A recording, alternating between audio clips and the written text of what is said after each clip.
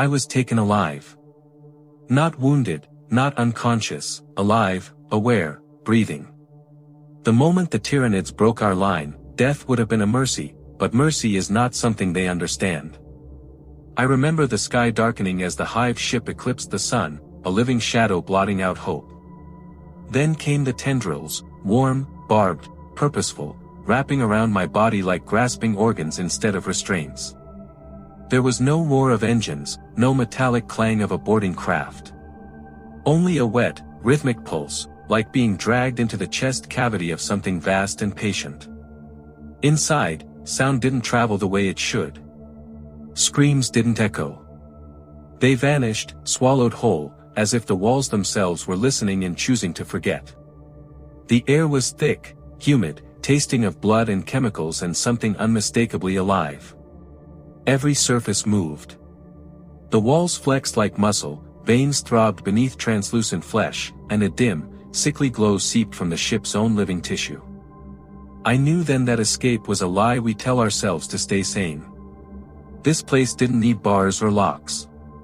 Nothing ever left. People speak of Tyranid Hive ships as vessels, as weapons, as tools of war, but those words are wrong. A Hive ship is not built, it is grown. It is not piloted, it hungers. This is something the strategians and tacticians rarely describe, because numbers and battle maps cannot explain what it feels like to be inside a living god of consumption. There are no corridors in the way humans understand them, only passages that open when needed and seal when they are done with you. Light does not shine, it bleeds. The ship does not watch with eyes, yet I felt seen, measured, weighed for usefulness. And somewhere beyond thought, beyond language, the hive mind pressed against my skull. Not speaking. Not asking.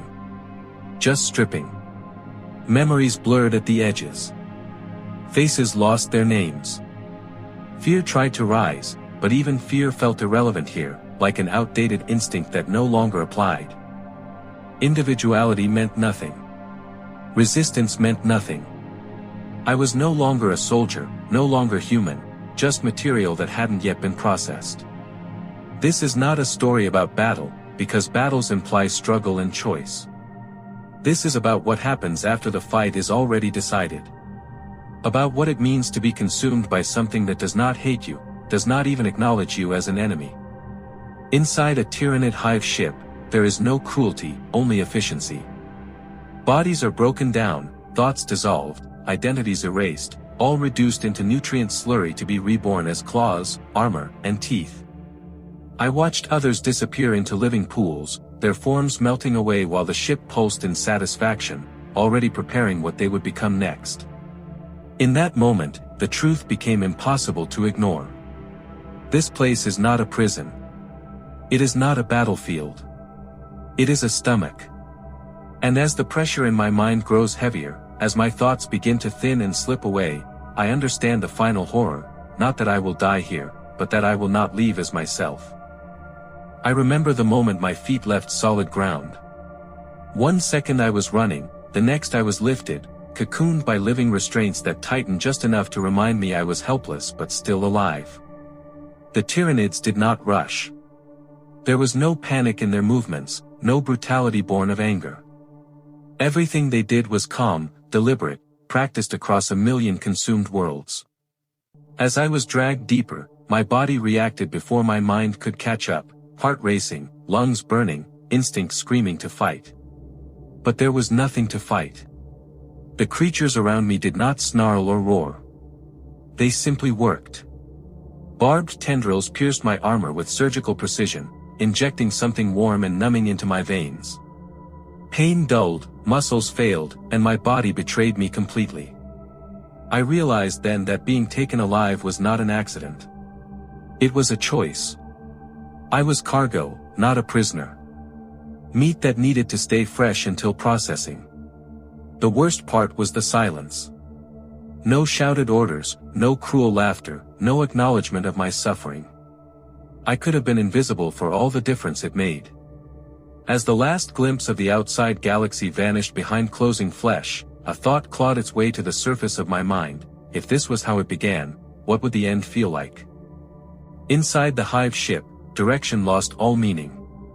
Up and down blurred as gravity shifted subtly, guiding me along organic pathways that squeezed and released in slow, wet motions. The walls were not walls at all, but layers of muscle and membrane, flexing as nutrients flowed beneath them. Veins pulsed with dark fluids, carrying the remains of countless others toward some unseen purpose. The air was warm and damp, heavy with the smell of digestion and chemical decay. Every breath felt intrusive, like my lungs did not belong here. A faint bioluminescent glow seeped from the flesh itself, painting everything in sickly hues of purple and red.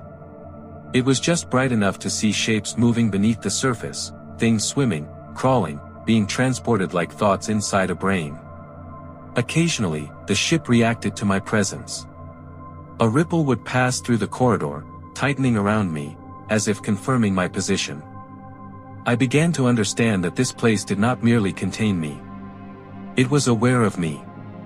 Not personally, not emotionally, but functionally, the way a body knows where food is traveling through its system. Screams echoed nearby, then vanished abruptly, absorbed by the living structure before they could bounce back. Sound itself seemed to be consumed here. The realization settled slowly but firmly in my mind: this ship was not carrying Tyranids. It was a Tyranid, and I was inside its body. The pressure in my head started subtly, like a headache brought on by stress. At first, I welcomed it, thinking pain meant I was still myself, still human. But this was not pain. It was intrusion. A presence brushed against my thoughts, testing boundaries, probing gently, the way fingers might press against soft tissue to find weak points.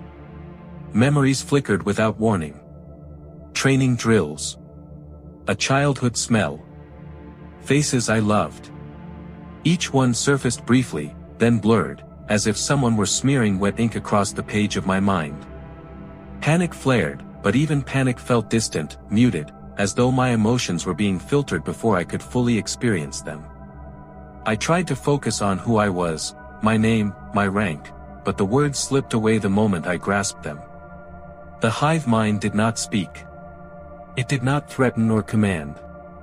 It simply exerted gravity on my consciousness, pulling thoughts inward, stripping away anything unnecessary. Individuality was inefficient. Emotion was inefficient. Resistance was inefficient. I felt myself being simplified. Reduced. Fear lost its edge because fear implied a future where escape mattered. Here, the future was already decided. I began to understand that death was not the goal.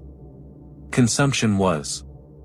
And consumption did not require my awareness, only my biomass. The more I struggled to remember myself, the faster those memories dissolved, until even the effort felt pointless. They brought me past the pools eventually. Vast chambers opened around me, their floors filled with thick, churning fluids that glowed faintly as they moved. Bodies floated within, human, alien, broken down beyond recognition, slowly dissolving as enzymes stripped them down to their most basic components. I watched as a figure sank beneath the surface, limbs softening, features melting away, their final expression erased before it could even register as horror. Tubes descended into the pools, drawing the slurry upward, feeding it into the ship's circulatory system. Above, new shapes were forming. Limbs grew. Carapaces hardened. Teeth emerged where there had been nothing moments before. I understood then that this was not destruction. It was recycling. Nothing was wasted. Everything had purpose. The thought should have horrified me more than it did, but by then, my reactions felt delayed, distant. I wondered, briefly, what part of me would become something else.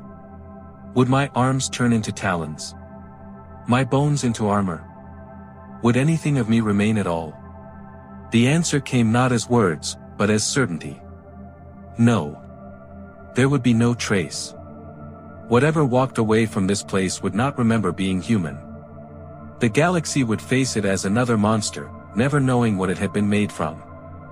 In the final moments before my thoughts begin to unravel completely, clarity returns in an unexpected way.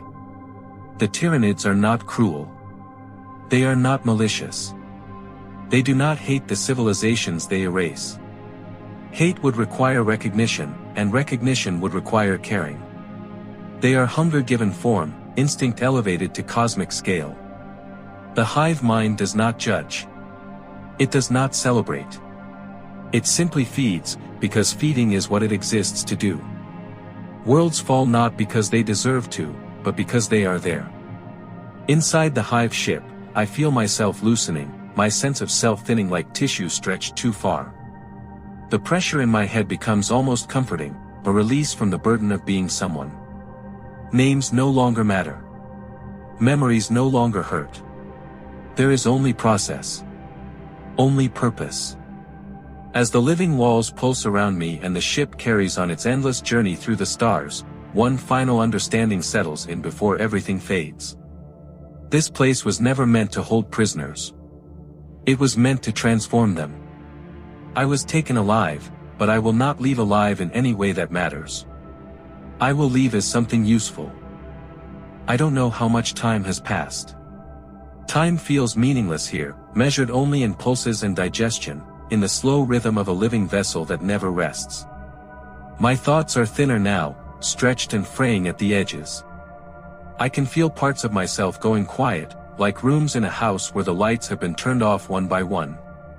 Names are gone. Faces are gone. Even fear has finally let go, not because I am brave, but because bravery has no function here. The hive mind presses closer, not with force, but with certainty, and I understand that there is no moment left to resist. Resistance implies separation, and separation no longer exists. As I am carried deeper, the warmth increases, comforting in a way that disgusts me. The walls tighten gently, guiding me onward, as if the ship itself knows exactly where every fragment of me belongs. I realize now that this was never about suffering. Suffering is inefficient. This is about conversion.